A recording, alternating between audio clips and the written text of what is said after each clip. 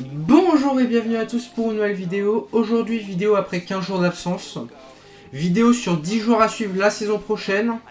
Parmi ces 10 joueurs, il y aura 2 joueurs de Ligue 1, 2 joueurs de Liga Santander, 2 joueurs de Bundesliga, 2 joueurs de Serie A et 2 joueurs de Première Ligue.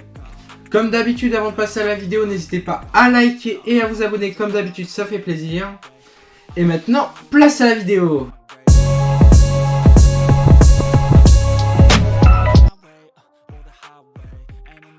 Alors en Serie A, il y avait pas mal de joueurs intéressants à suivre, mais pour moi, le joueur le plus intéressant à suivre la saison prochaine, c'est Kevin De Bruyne.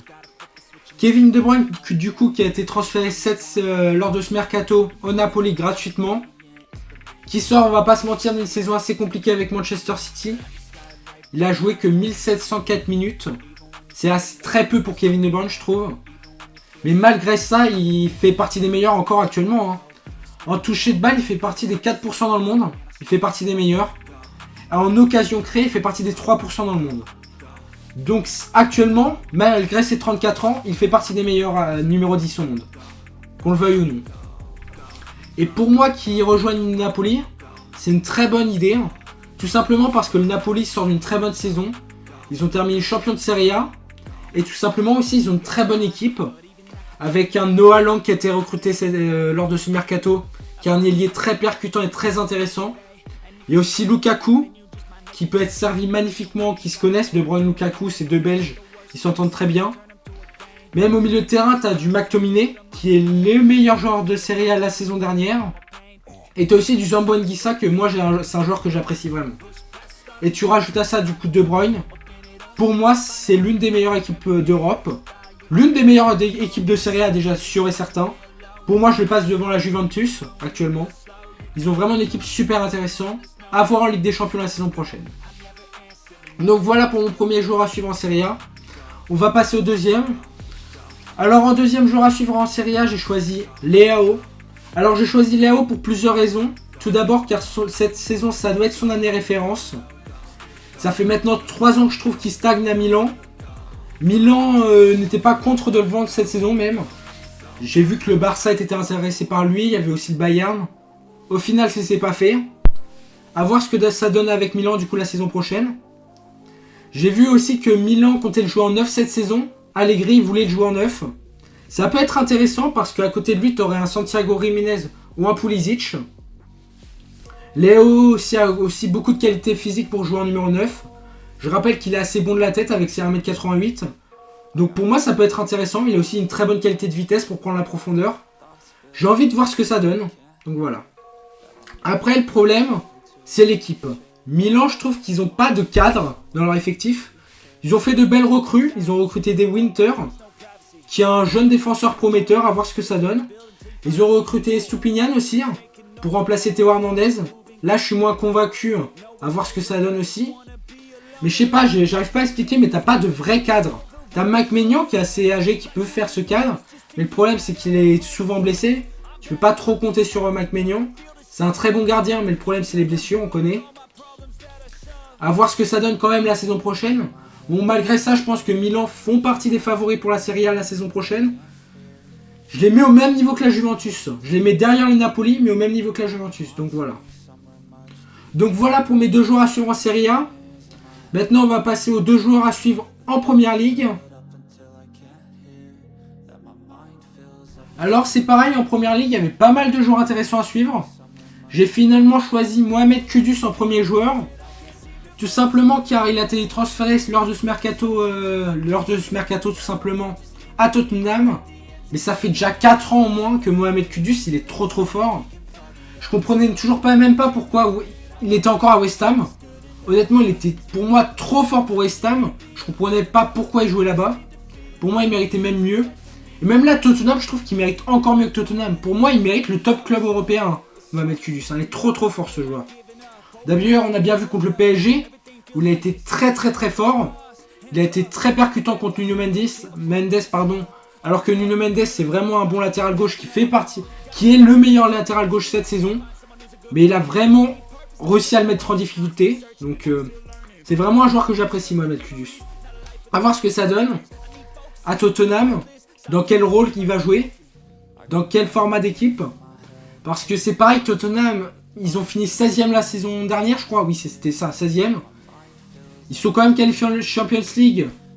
Mais le problème, c'est que leur effectif, je trouve, il est incomplet encore. En 9, t'as du Richarlison. Là, d'ailleurs, qui a planté un doublé lors du dernier match. Oui, Tottenham s'est imposé 3-0 en première ligue, je sais plus c'est contre qui. D'ailleurs, il avait marqué un très bon but, Richarlison, mais c'est pas ça la question. Le problème de Richarlison, on le sait tous, c'est qu'il est pas fiable. Il est trop irrégulier et tu peux pas compter sur lui sur une saison. Et derrière lui, t'as aussi Mathys Tel. Je l'aime bien, Tel. Mais c'est pareil, sur lui, on peut pas trop compter sur lui en soi. Hein. C'était le remplaçant de Kane au Bayern. J'ai envie de dire qu'il était bon, mais il jouait pas assez, donc on peut pas savoir. Et la deuxième partie de saison à Tottenham, bah... Il a marqué ses buts, mais je trouve pas qu'il était incroyable. Donc voilà. Donc on verra bien ce que ça va donner. Alors voilà pour mon premier joueur à suivre en première ligne. Maintenant on va passer au deuxième joueur. Alors en deuxième joueur à suivre, j'ai choisi tout simplement Benjamin Sesko. D'ailleurs j'en ai parlé dans mon ancienne vidéo. Si vous ne l'avez pas vu, je vous conseille d'aller la voir. Je vous explique qui est Benjamin Sesko et pourquoi United l'a recruté. Alors pour en revenir à Benjamin Sesko, pour moi c'était le joueur qui manquait à United. Benjamin Sesko c'est un joueur athlétique, de malade. 1m95 je rappelle, il est très très bon dans les duels aériens. Il a plutôt une bonne qualité de finition. Alors, en Bundesliga il avait marqué 21 buts la saison dernière avec Leipzig. Donc pour moi c'est un joueur intéressant. Et on avait bien vu que là Manchester United, Arsenal, du côté de United il manquait un vrai numéro 9. Je veux bien que Matteo Cunha il joue 9, mais c'est pas son poste. Pour moi, il doit redescendre, il doit jouer plus à gauche. Donc voilà. Tu dois faire dégager Mount pour moi et mettre Sesko en buteur. Après, même dans sa rentrée, il a joué 26 minutes. Sesko, c'était pas incroyable, mais c'est son premier match, donc faut pas trop le critiquer trop vite. Mais pour moi, Sesko va faire énormément de bien à Manchester United. Et ça sera l'un des meilleurs 9 de première ligue. Je le mets même devant Victor Gyökeres. Pour moi, j'ai plus d'attentes sur Benjamin Sesko que sur Victor Gyökeres. Je pense que Benjamin Sesko va faire une meilleure saison que Victor Gyökeres. On verra bien à la fin de la saison, mais voilà mon pronostic. Donc voilà pour mes deux joueurs à suivre en première ligue. Maintenant, on va passer à mes deux joueurs à suivre en Ligue 1. Alors en Ligue 1, mes choix ils étaient très clairs. En premier joueur à suivre, j'ai tout simplement mis Ansu Fati. Alors j'ai peut-être mis Ansu Fati parce que je suis fan du Barça et du coup j'ai envie qu'il réussisse. Mais il y a 4 ans, il faut se rendre compte de ce que c'était Ansu Fati. Ansu Fati, il y a 4 ans, on le disait même qu'il était meilleur que Vinicius. Hein. Parce que Vinicius à l'époque c'était pas ça. Mais Ansu Fati, c'était tout simplement incroyable avant sa blessure. Après il y a eu la blessure, on connaît. C'était un peu plus difficile après. Avec son prêt à Brighton. Et ensuite il est revenu à Barcelone et c'était assez compliqué. Voilà. Mais sinon là je suis hype par ce transfert. Monaco en plus de ça ils ont pris Paul Pogba. J'ai envie de voir ce que ça donne aussi lui. Même si je suis un peu plus réservé sur Paul Pogba. Tout simplement car 2 ans sans jouer au foot c'est quand même énorme je trouve. Et je sens qu'il va faire que de se blesser. Je sais pas pourquoi. Je le souhaite pas par contre. Mais voilà. Mais pour en revenir à Ansu Fati, il faut vraiment voir ce que ça donne. C'est un prêt avec option d'achat je crois de 15 millions. C'est pas grand chose non plus. 15 millions pour Ansu Fati, c'est pas grand chose. C'est un énorme joueur. Si tu le relances, il peut terroriser l'Europe. Si tu le relances, il peut terroriser l'Europe. Il a que 22 ans. Faut voir ce que ça donne. Donc voilà. Sinon, deuxième joueur en Ligue 1, j'ai choisi Facundo Medina. Alors tout d'abord, Medina, c'est vraiment un joueur que j'apprécie. Je trouve que c'est un joueur qui fait partie des meilleurs défenseurs en Ligue 1. Il est tellement bon physiquement. Il a une bonne qualité de vitesse. C'est vraiment un joueur que j'apprécie. Et que l'OM le recrute, je trouve que c'est une superbe idée. Parce que Medina peut jouer défenseur central, mais il peut jouer aussi latéral gauche, et c'est là où veut jouer Marseille. En occasion créée, il fait partie des 1% en Europe, donc ça sera pratique pour les passes en latéral gauche. Il a une bonne qualité de relance, donc ça peut être énormément pratique pour Marseille, surtout dans le jeu de désherbier. Et sinon, en tentative de tir, il fait partie des 8% en Europe. Donc c'est vraiment un joueur qui tente beaucoup, qui n'a pas peur de tenter. Et je trouve que ça peut être intéressant. On a bien vu, je trouve qu'il manquait même au premier match contre Rennes. Il n'a pas joué. Il y avait en soi, défensivement, Marseille, au premier match contre Rennes, c'était bon. Mais c'était offensivement, il y avait rien offensivement. Bon, Jonathan Rowe avait du mal. Amine Gouiri, pardon, j'en parle pas. C'était compliqué. Et là, j'ai vu qu'il y avait des problèmes en interne entre Rabiot et Jonathan Rowe. D'ailleurs, les deux sont évincés du club, du moins jusqu'au prochain match. On va bien voir ce que ça donne. J'espère que ça va pas aller trop loin. Parce que si ça fait sombrer la saison pour Marseille, ça serait critique. Surtout dès le début de la saison, c'est quand même dommage. Mais bon. Hâte de voir Medina ce qu'il voit à Marseille. J'ai hâte de voir ça. Donc voilà pour mes deux joueurs à suivre en Ligue 1. Maintenant, on va passer aux joueurs à suivre en Bundesliga. Alors en Bundesliga, c'était un peu trop difficile de trouver des joueurs, tout simplement parce que je regarde pas assez la Bundesliga, je regarde pas beaucoup, je vais pas mentir. Donc j'ai finalement trouvé en premier joueur Eli Wahi de Francfort. Alors je l'ai choisi tout simplement parce que c'est un joueur qui a besoin d'être relancé. Il sort d'une demi-saison compliquée à Francfort et à Marseille. C'est pour ça que Marseille l'a transféré à Francfort. Et même à Lens, quand il était à Lens, c'était pas incroyable. Il y a juste à Montpellier où il était très très fort. Et je l'ai choisi tout simplement parce que Francfort, pour relancer des attaquants, c'est le club parfait. Je pense à Kolo Muani, Omar Marmouche, Ekitike, ou encore Luka Jovic, qui à Francfort, c'était sa seule vraie saison. Donc en général, Francfort, les attaquants, ça réussit bien là-bas. Après ça flop, mais à Francfort, ça réussit. Donc moi, je vois bien Eli Wahi réussir une saison à peut-être 20 buts, 25 buts, et de partir pour 80 millions dans un club de PL. C'est possible. Hein. C'est arrivé à Kolo Muani avec le Paris Saint-Germain, c'est arrivé avec Luka Jovic au Real Madrid. Donc en vrai, tout est possible. Après, il faut faire gaffe parce que je suis pas sûr que ça sera le titulaire de Francfort. Parce qu'ils ont aussi recruté le Burkhardt de Mainz, je crois, c'est ça le club. Donc faut voir, vu qu'il est aussi bon lui. Hein. Il a marqué une vingtaine de buts, je crois, en Bundesliga. Donc à voir ce qu'il donne. Alors sinon, en deuxième joueur en Bundesliga, je savais pas trop qui prendre. Au final, j'ai pris Job Bellingham. Alors, Job Bellingham, j'ai pas trop vu jouer à Sunderland. Je regarde pas trop la Championship, donc je sais pas trop ce qu'il vaut. Je sais juste que c'était un des maillons forts de Sunderland. C'est lui qui a contribué, c'est un des joueurs qui a contribué à la montée du club en première division. Il a même fait 39 matchs pour 3500 minutes. En Championship, c'est pas mal. Ça prouve que c'était un maillon fort. Et du coup, là, lors de ce mercato, il était transféré à Dortmund. On verra bien ce que ça donne. J'ai juste vu le match de lundi en DFB Pokal.